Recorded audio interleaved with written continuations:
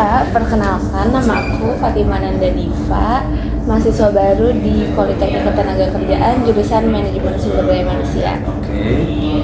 Kakak boleh perkenalkan diri dulu, Kak? Oke, boleh. Saya Elfri. Saya di sini bagian talent manajemen.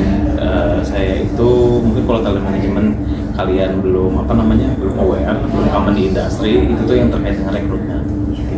Rekrutmen, terus talent scouting dan sebagainya. Ya kebetulan kita kemarin baru belajar itu ya. Rekrutmen? Manajemen talenta. Tapi gitu. baru yang basicnya aja. Oke. Itu di mata kuliah pengantar MSDM. Nah, sih, oke. Menurut kakak, tantangan terbesar di dunia HR itu apa sih, Kak?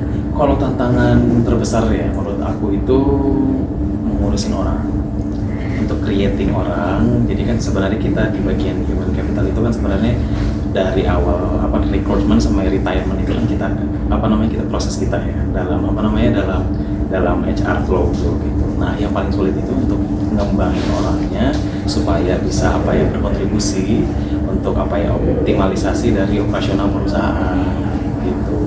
Nanti bagaimana kita, kalau bagian talent nih, bagaimana kita menemukan gap kompetensinya, kekurangannya mereka, terus nanti kita latih kembangkan si orang tersebut agar optimal lah gitu productivity-nya tuh. Kayak gitu sih sebenarnya.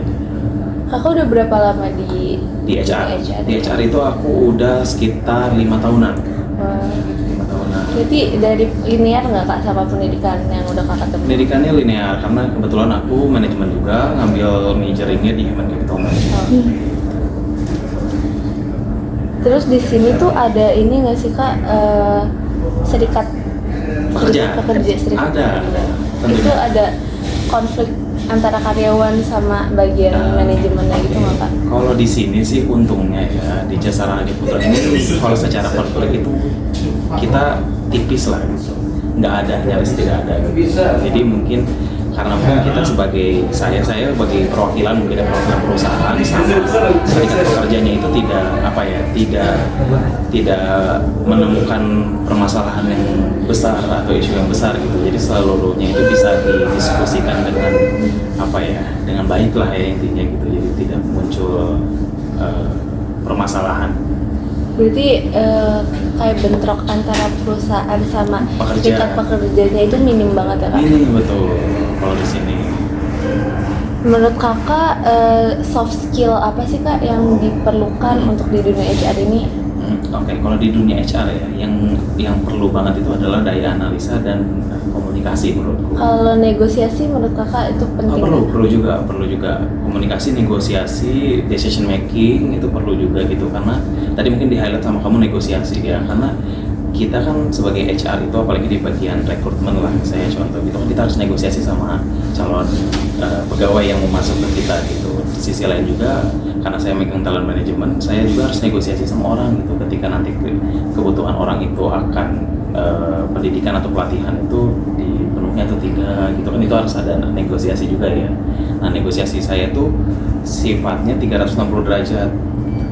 360 derajat itu maksudnya apa? Jadi saya nanti negosiasi sama bawahan saya negosiasi juga sama peer saya, terus sama atasan saya sampai dengan direksi. Itu kan harus dinegosiasi gitu. Maksudnya kebutuhan sama kebutuhan sama purposing-nya itu linear. Berarti tipsnya biar negosiasi berhasil tuh bisa pakai yang 360 derajat tadi ya, Kak? Betul. Oke.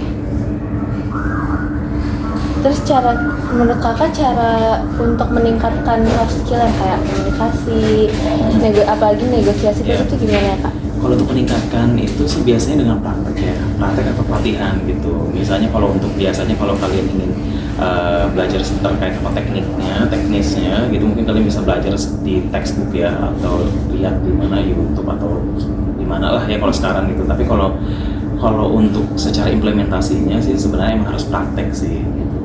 Jadi kalian nanti bisa sama teman ya mempraktekkan gitu gimana cara negosiasi yang benar, komunikasi yang enak itu seperti apa gitu. Dan kalau bisa itu langsung terjun langsung itu maksudnya dalam artian misalnya kamu sama teman kamu kan udah biasa, yang udah tahu nih karakteristik teman kamu, tapi kamu coba dengan teman yang lain gitu yang memiliki karakteristik yang berbeda. Kalau menurut kakak HR yang baik itu yang seperti apa, Kak? HR yang baik itu yang bisa bisa menyeimbangkan keinginan perusahaan sama keinginan pekerja. Gitu sih. Jadi aku mau tanya kan kita tuh belajar kalau HR itu dibentuk untuk pro perusahaan. Ya. Kalau menurut kakak tuh di kehidupan nyatanya gimana kak?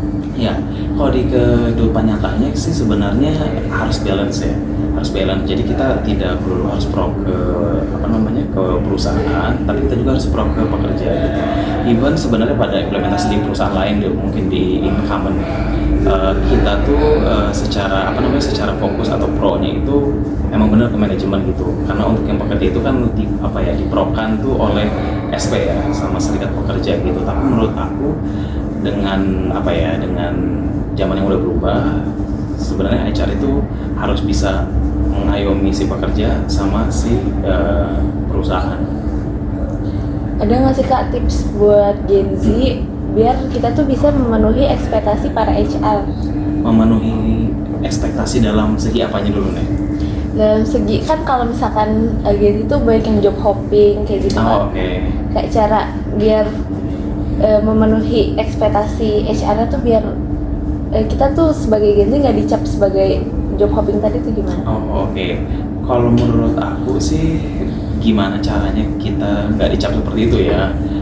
Tunjukin aja, maksudnya kayak kalian tuh bisa, terus kalian tuh kan misalnya udah dicap sama generasi kita ya dalam tanda kutip tuh generasi sebelumnya itu ya ABC lah intinya kayak gitu. Nah kalian jangan jangan terlihat mau dicap seperti itu gitu. Tunjukkan bahwa kalian tidak seperti itu sih. Itu aja sih. Tunjukkan kompetensi sama skill kalian.